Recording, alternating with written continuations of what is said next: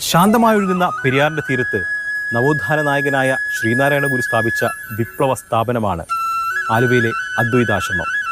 ലോക ചരിത്രത്തിൽ തന്നെ ഇടം നേടിയ സർവമത സമ്മേളനം നടന്ന ഇടം. വിഭാഗീയതയും വർഗീയതയും കൊടികുത്തിവാഴുന്ന ഈ കാലത്ത് അദ്വൈതാശ്രമത്തിൻ്റെ പ്രസക്തി അനുദിനം വർദ്ധിക്കുകയാണ്.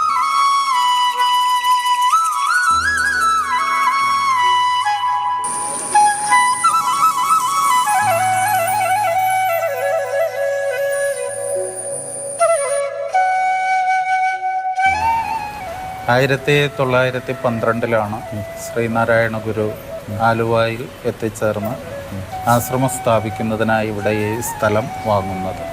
ശ്രീനാരായണ ഗുരുദേവൻ്റെ കർമ്മങ്ങൾ നോക്കുമ്പോൾ ഗുരു ഒരു തികഞ്ഞ അദ്വൈതി ആയിരുന്നെങ്കിലും ശ്രീനാരായണ ഗുരുവിന് ശൈവ സമ്പ്രദായത്തോട് സവിശേഷമായ ഒരു ആഭിമുഖ്യം നിലനിൽക്കുന്നതായി കാണാൻ കഴിയും. ഇപ്പോൾ ഗുരുവിൻ്റെ ആദ്യത്തെ പ്രതിഷ്ഠ അരുവിപ്പുറത്ത് ശിവലിംഗ പ്രതിഷ്ഠയായിരുന്നു. ഗുരുവിൻ്റെ പ്രവർത്തനങ്ങളുടെ സ്ഥിരാകേന്ദ്രമായി നിശ്ചയിച്ച വർക്കലയിലെ കുന്നിന് ഗുരു നൽകിയ പേര് ശിവഗിരി എന്നായിരുന്നു.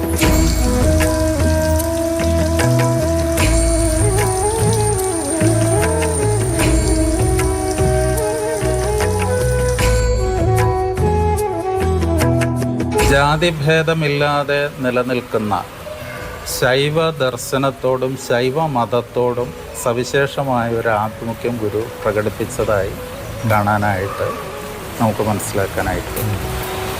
ഇവിടെ ഈ ആശ്രമം സ്ഥാപിച്ചപ്പോഴും ഗുരുദേവൻ പറഞ്ഞത് തൊട്ടപ്പുറത്ത് ശിവനുണ്ടല്ലോ എന്നാണ്. പെരിയാർ നദിയുടെ മറുകരയിലാണ് ഹിന്ദുമത വിശ്വാസികളുടെ വളരെ പ്രധാനപ്പെട്ട ഒരു തീർത്ഥാടന കേന്ദ്രമായ ശിവക്ഷേത്രം സ്ഥിതി ചെയ്യുന്നത്. ഗുരുവിൻ്റെ എല്ലാ ജീവചരിത്രങ്ങളിലും എഴുതിയിരിക്കുന്നത് ഗുരു ഇവിടെ ഒരു പർണശാല സ്ഥാപിച്ച് പെരിയാർ നദിയിലേക്ക് നോക്കി തൻ്റെ സ്വരൂപമായിട്ടുള്ളൊരു മൗനത്തിൽ അമർന്ന് ഗുരു ഇവിടെ ഇങ്ങനെ ധ്യാനനിമഗ്നനായിട്ടിരിക്കുമായിരുന്നു. അക്കാലത്ത് ആകെയുള്ള ഈ മലയാള ഭൂമിയിൽ 2 സംസ്കൃത വിദ്യാലയങ്ങൾ മാത്രമേ ഉണ്ടായിരുന്നുള്ളൂ.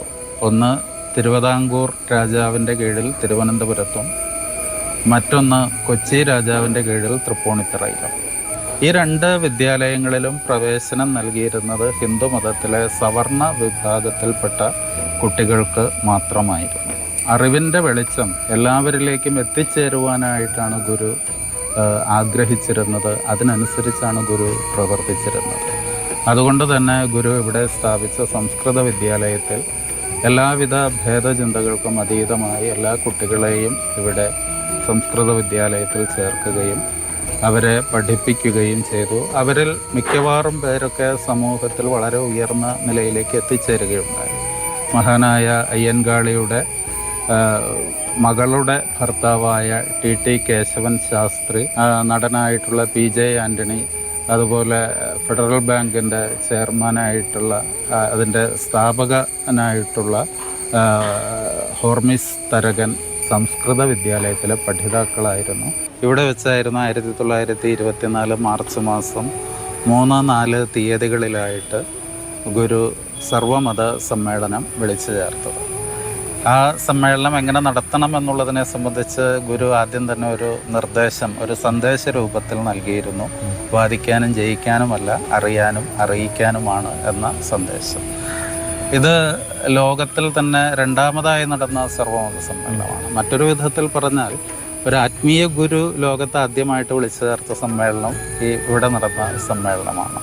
ഉപദേശ ശതകത്തിൽ ഗുരു മതത്തെക്കുറിച്ചുള്ള ഗുരുവിൻ്റെ ഒരു ദർശനം വെളിപ്പെടുത്തിയിട്ടുണ്ട്. പല മതസാരവും ഏകം എന്ന് പാരാതെ ഉലകിലൊരാനയിൽ അന്ധരെന്ന പോലെ പലവിധ യുക്തി പറഞ്ഞ് പാമരന്മാർ അലവത് കണ്ട് അലയാതമർന്നിടയണം എന്നും പൊരുത് ജയിപ്പത് അസാധ്യം ഒന്നിനോടൊരു മതവും പൊരുതാൽ ഒടുങ്ങുവീല എന്നും പറയുന്നുണ്ട്.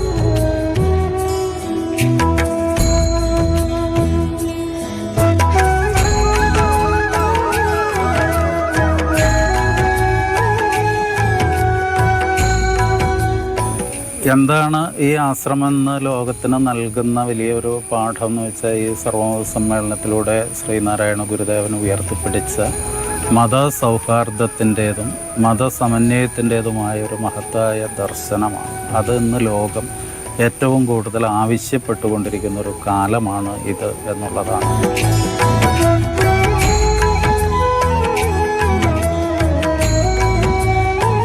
സർവ്വമതങ്ങളും ഏകമാണെന്ന് പഠിപ്പിച്ച ശ്രീനാരായണ ഗുരു സ്ഥാപിച്ച അദ്വൈതാശ്രമത്തിൽ നിന്ന് നമുക്ക് പഠിക്കാൻ ഏറെയുണ്ട്.